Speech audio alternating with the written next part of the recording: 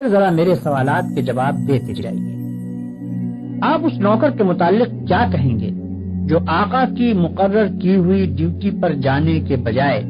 ہر وقت بس اس کے سامنے ہاتھ باندھے کھڑا رہے اور لاکھوں مرتبہ اس کا نام جپتا چلا جائے؟ آقا اس سے کہتا ہے کہ جا کر فلاں فلاں آدمیوں کے حق ادا کر، مگر یہ جاتا نہیں، بلکہ وہیں کھڑے کھڑے آقا کو چھپ چھپ کر 10 سلام کرتا ہے اور پھر ہاتھ باندھ کر کھڑا ہو جاتا ہے۔ آقا اسے حکم دیتا ہے کہ جا اور فلاں فلاں خرابیوں کو مٹا دے، مگر یہ 1 انچ وہاں سے نہیں ہٹتا اور سجدے پر سجدے کیے چلا جاتا ہے۔ آقا حکم دیتا ہے کہ چور کا ہاتھ کاٹ دے، یہ حکم سن کر بس وہیں کھڑے کھڑے نہایت خوش الہانی کے ساتھ چور کا ہاتھ کاٹ دے، چور کا ہاتھ کاٹ دے 20 مرتبہ پڑھتا رہتا ہے، مگر ایک دفعہ بھی اس نظام حکومت کے قیام کی کوشش نہیں کرتا جس میں چور کا ہاتھ کاٹا جا سکے۔ کیا آپ کہہ سکتے ہیں کہ یہ شخص حقیقت میں آقا کی بندگی کر رہا ہے؟ اگر آپ کا کوئی ملازم یہ رویہ اختیار کرے تو میں نہیں جانتا ہوں کہ آپ اسے کیا کہیں گے، مگر حیرت ہے آپ پر کہ خدا کا جو نوکر ایسا کرتا ہے آپ اسے بڑا عبادت گزار کہتے ہیں۔ یہ ظالم صبح سے شام تک خدا جانے کتنی مرتبہ قرآن شریف میں خدا کے احکام پڑھتا ہے، مگر ان احکام کو بجا لانے کے لیے اپنی جگہ سے جنبش تک نہیں کرتا، بلکہ نفل پر نفل پڑھے جاتا ہے،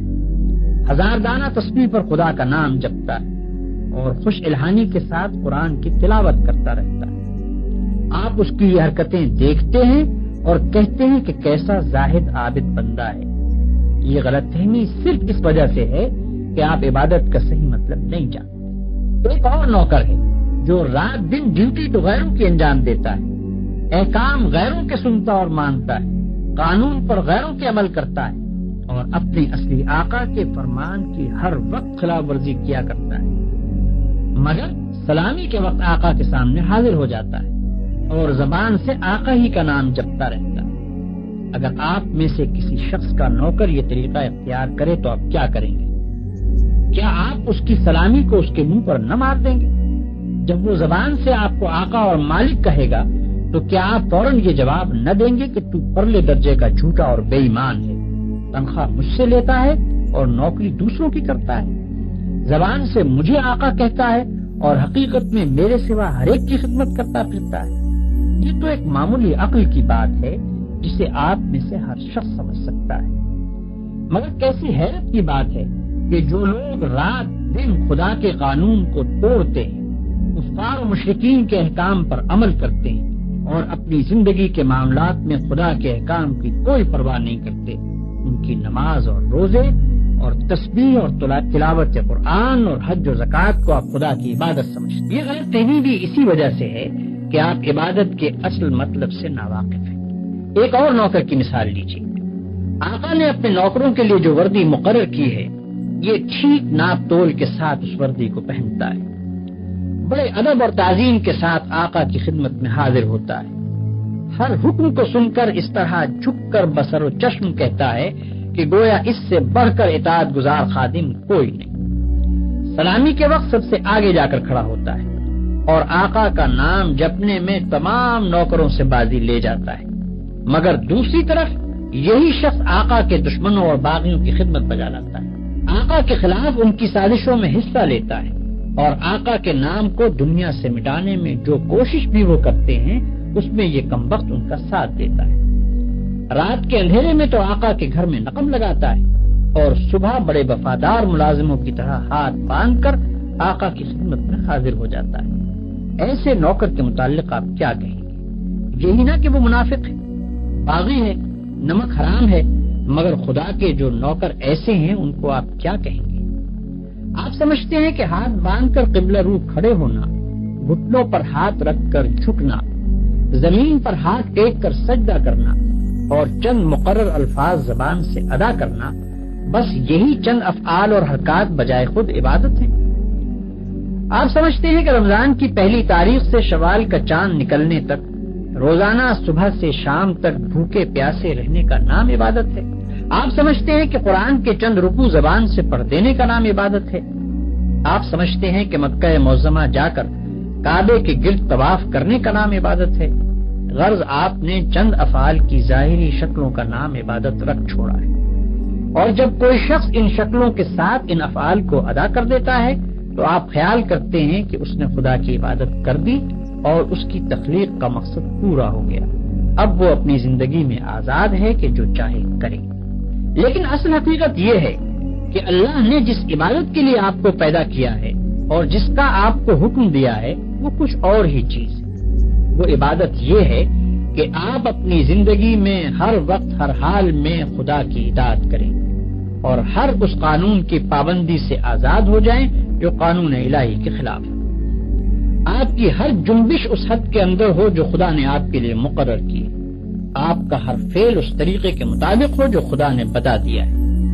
اس طرز پر جو زندگی آپ بسر کریں گے وہ پوری کی پوری عبادت ہوگی۔ ایسی زندگی میں آپ کا سونا بھی عبادت ہے اور جاگنا بھی، کھانا بھی عبادت ہے اور پینا بھی، چلنا پھرنا بھی عبادت ہے اور بات کرنا بھی، حتیٰ کہ اپنی بیوی کے پاس جانا اور اپنے بچے کو پیار کرنا بھی عبادت ہے۔ جن کاموں کو آپ بالکل دنیا داری کہتے ہیں وہ سب دینداری اور عبادت ہیں اگر آپ ان کو انجام دینے میں خدا کی مقرر کی ہوئی حدوں کا لحاظ کریں اور زندگی میں ہر ہر قدم پر یہ دیکھ کر چلیں کہ خدا کے نزدیک جائز کیا ہے اور ناجائز کیا، حلال کیا ہے اور حرام کیا، فرض کیا چیز کی گئی ہے اور منع کس چیز سے کیا گیا ہے، کس چیز سے خدا خوش ہوتا ہے اور کس سے ناراض ہوتا ہے۔ مثلاً آپ روزی کمانے کے لیے نکلتے ہیں،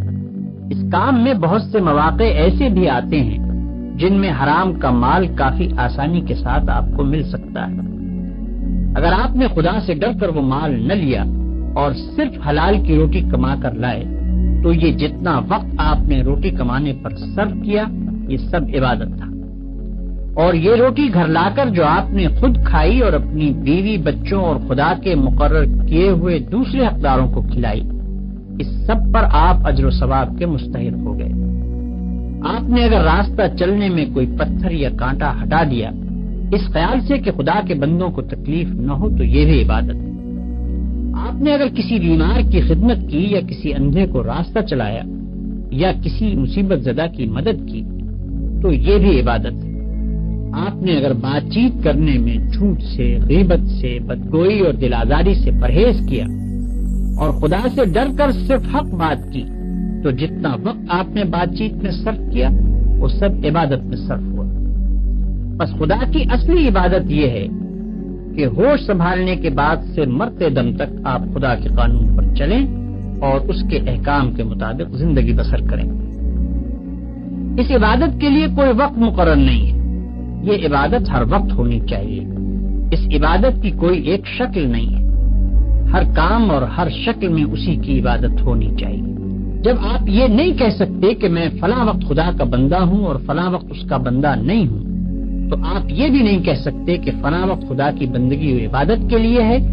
اور فلاں وقت اس کی بندگی و عبادت کے لیے نہیں ہے۔ بھائیوں، آپ کو عبادت کا مطلب معلوم ہو گیا اور یہ بھی معلوم ہو گیا کہ زندگی میں ہر وقت ہر حال میں خدا کی بندگی اور اطاعت کا نام ہی عبادت ہے۔ اب آپ پوچھیں گے کہ یہ نماز، روزہ اور حج وغیرہ کیا چیزیں ہیں؟ اس کا جواب یہ ہے کہ دراصل یہ عبادتیں جو اللہ نے آپ پر فرض کی ہیں ان کا مقصد آپ کو اس بڑی عبادت کے لیے تیار کرنا ہے جو آپ کو زندگی میں ہر وقت ہر حال میں ادا کرنی چاہیے۔ نماز آپ کو دن میں 5 وقت یاد دلاتی ہے کہ تم اللہ کے بندے ہو، اسی کی بندگی تمہیں کرنی چاہیے۔ روزہ سال میں 1 مرتبہ پورے 1 مہینے تک آپ کو اسی بندگی کے لیے تیار کرتا ہے۔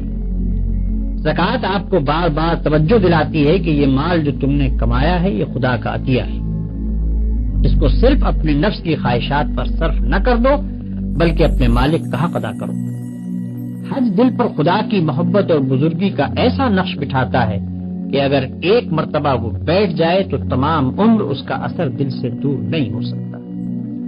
ان سب عبادتوں کو ادا کرنے کے بعد اگر آپ اس قابل ہو گئے کہ آپ کی ساری زندگی خدا کی عبادت بن جائے تو بلا شبہ آپ کی نماز نماز ہے اور روزہ روزہ ہے، زکوٰۃ زکوٰۃ ہے اور حج حج ہے۔ لیکن اگر یہ مقصد پورا نہ ہوا تو محض رکوع اور سجدہ کرنے اور بھوک پیاس کے ساتھ دن گزارنے اور حج کی رسمیں ادا کر دینے اور زکوٰۃ کی رقم نکال دینے سے کچھ حاصل نہیں۔ ان ظاہری طریقوں کی مثال تو ایسی ہے جیسے ایک جسم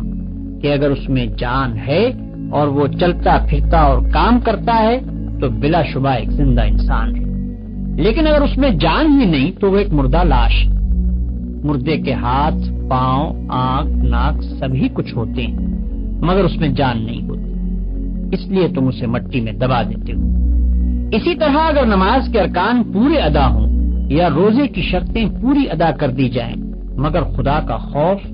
اس کی محبت اور اس کی وفاداری و اطاعت نہ ہو جس کے لیے نماز اور روزہ فرض کیا گیا ہے، تو وہ بھی ایک بے جان چیز ہوگی۔